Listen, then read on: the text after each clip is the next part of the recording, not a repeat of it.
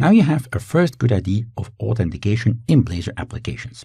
Let's now make it practical and start introducing authentication to Bethany's PyShop HRM, and we'll start with adding an identity provider. In order for us to do the authentication as well as the authorization process, we will use an identity provider. But why, and what is that really? Well, I'm glad you asked. In general, when talking about security and authentication, there is a lot that can go wrong. And when something in the security area goes wrong, it's usually pretty bad. For an application like Bethany's PyShop HRM, this can mean that unauthorized access is given to personal data about our employees. Definitely a bad thing.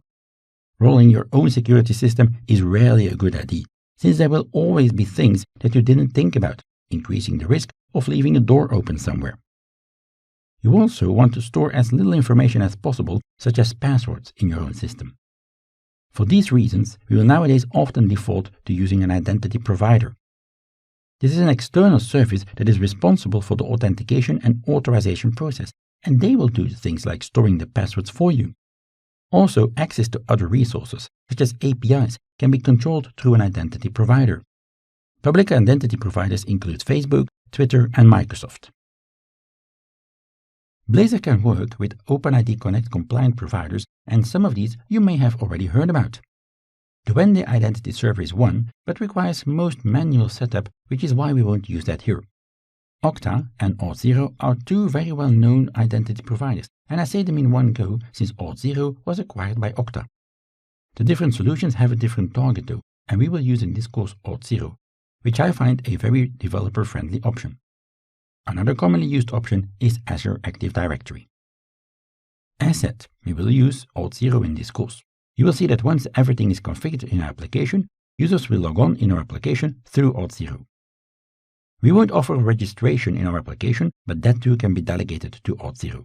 So both for login and optionally registration, users of the site will be forwarded to Auth0. They will log in with an account on Auth0, and of course Auth0 knows that users are trying to log into our application. We don't know in our application about the credentials the user is providing, so there's no risk of insecurely storing these credentials in our application.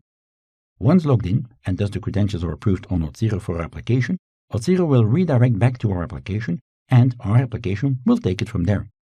This process is called the flow, and there are different options here.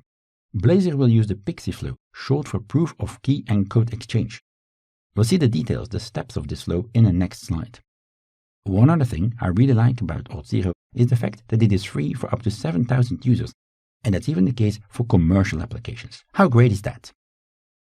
Here are the details for the authentication flow that we'll use between our Blazor application and Auth0, which is our OIDC provider. Note that it won't be any different if you would use another provider, so you can take this knowledge and apply it to any other OIDC compliant provider like Identity Server.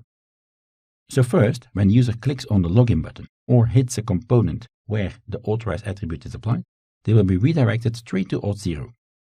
The user thus leaves our application briefly and sees the Auth0 login page where they can log in with their credentials. After the login was successful, they are redirected back to our application. In the setup we'll need to do of Auth0, a redirect URL will be configured, and that's the one used here. Along with this redirect back to our application, a so-called authorization code is included, and the user is now back in our application. Our Blazor application will now use the authorization code to make a call back to Auth0, and that will result in an access token and an ID being returned. Those are vital for further communication and are therefore stored in the browser's storage.